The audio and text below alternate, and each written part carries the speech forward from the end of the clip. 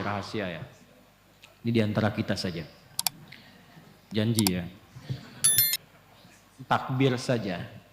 Kalau paham yang dibaca, itu nikmatnya tak terlukiskan. Abu Bakar As-Siddiq radhiyallahu taala anhu, itu baru takbir, Allahu Akbar, sudah gemetar, nikmatnya khusyuk. Ali bin Abi Thalib radhiyallahu taala anhu, Sayyidina Ali bin Abi Thalib, itu pernah kena duri yang tipis itu kan, itu sakit ya, nyabutnya sulit tuh. Apa bahasa Rusianya itu kacugak, kacugak. Itu kena duri tajam, sakit dan sulit dicabut. Jadi begitu mau dicabut, terasa ada sahabat bilang begini, temannya, kawan beliau, saya tahu kapannya waktu yang tepat untuk mencabut. Begitu takbir, Allahu Akbar, takbir, itu dicabut durinya, bahkan tidak ada perubahan di ekspresi wajahnya, sama persis dengan saat mulai bertakbir. Gitu. Hanya satu kalimat, Allahu Akbar, ucapkan di lisan, terjemahkan di pikiran, Allah Maha Besar. Di pikiran kita mengikuti, menerjemahkan. Sebab kalau pikiran tidak mengikuti, setan memiliki celah, namanya khanzab. Ada setan penggoda orang sholat namanya khanzab. Saya tidak berani menjanjikan, tapi satu saat kalau kita nanti ada waktu, kita ngaji khusus fikih setan. Sepakat? Halo, jangan lihat saya begitu ya. Nanti ada 9 jenis setan yang harus kita waspadai. Dari mulai setan wudhu, setan rumah, setan kantor, terus setan pasar. Ada bu, setan pasar. Sekarang sudah mulai keren, jadi ke mall. Gitu. Itu yang bikin ibu kalau ke mall itu pulang ke rumah masih ingat tas yang ibu lihat itu. Nah itu artinya pengaruh setan melekat sampai ke rumah. Gitu. Ibu belanja tuh, padahal beli makanan aja, tapi pulang ke rumah mau tidur, Pah tadi ada yang bagus deh Pah, tas di sana itu gitu. Nah itu ikut tuh. Udah lama tas kan masih banyak tuh, yang penting fungsinya bisa jadi ibadah. Oh iya ya Pah, ya Allah itu kan dihisab. Tapi yang tadi juga bagus kok Pah itu. Itu ke bawah. Itu setan pasar. Ya. Nah ini setan orang menggoda orang salat. Kata Nabi langsung dalam hadisnya, ketika kita mulai bertakbir, idza kabbara aw bima ma'na wa kama qala Rasulullah sallallahu alaihi wasallam, fayaqulu syaitanu, maka setan mulai beraksi. Ya. Dia berkata, uzkur kada, ingat ini, ingat itu. Ini kalimat ini sering saya sampaikan. Tadi kan sebelum Isya ya, waktu sebelum takbir kan kita fokus saja kan. Istau, khusyuk, sudah tahu. Khusyuk, fokus. Nggak ada ingat apa-apa. Tapi begitu takbir, Allahu Akbar, langsung muncul semua di kepala tuh. Ini hujan berhenti apa enggak? Ini pulang bagaimana? Ya kan? Dan sebagainya. Muncul, betul kan begitu kan? Muncul kan? Betul. Nah, berarti hadisnya benar. Dan Nabi nggak mungkin salah karena ada petunjuk wahyu. Hatta la yash'ura lil musalli kam raka'atan yusalli. Sampai ada orang sholat itu tidak menyadari berapa rakaat sebetulnya dia sedang menunaikan sholat. Pasti terjadi. Nanti subuh kejadian nih besok nih. Jadi begitu Anda takbir dari mulai tahajud, kalau yang tahajud, nanti kata-kata saya ini akan muncul lagi tuh.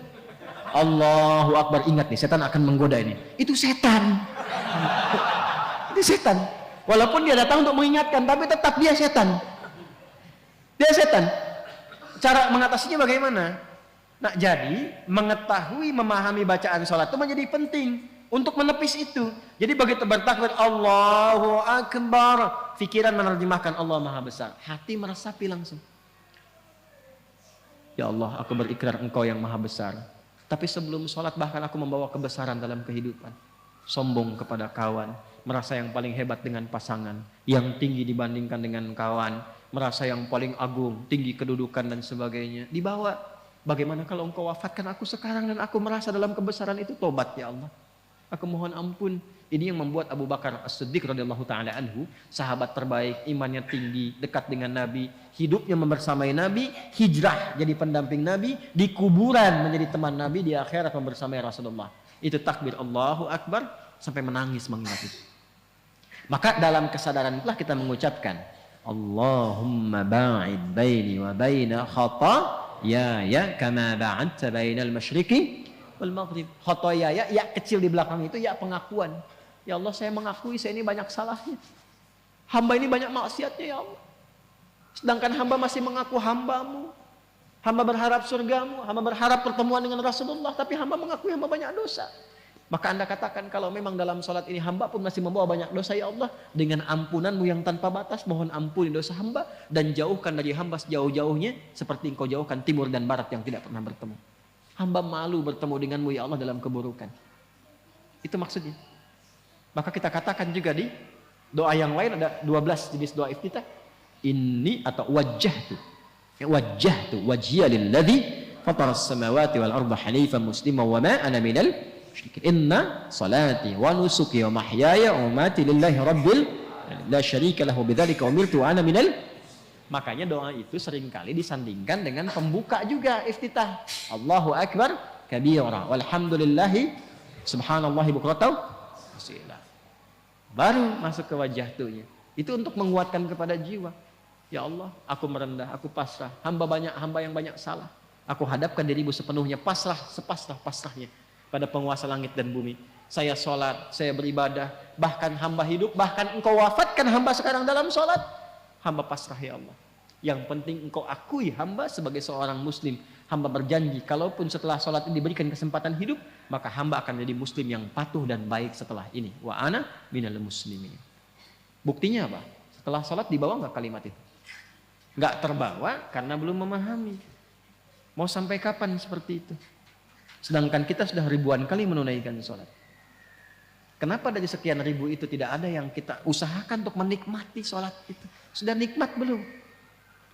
Tapi kan yang penting benar rukunnya Ustaz, betul. Dan itu mengangkat kewajiban, menghilangkan dosa. Ada pahala kalau rukun terpenuhi. Tapi problemnya, ada nggak dampaknya kepada jiwa yang terasakan dalam menjalani kehidupan dunia? Sebab dulu orang sholat itu bukan hanya menggugurkan hukum, berubah menjadi orang baik. Paham?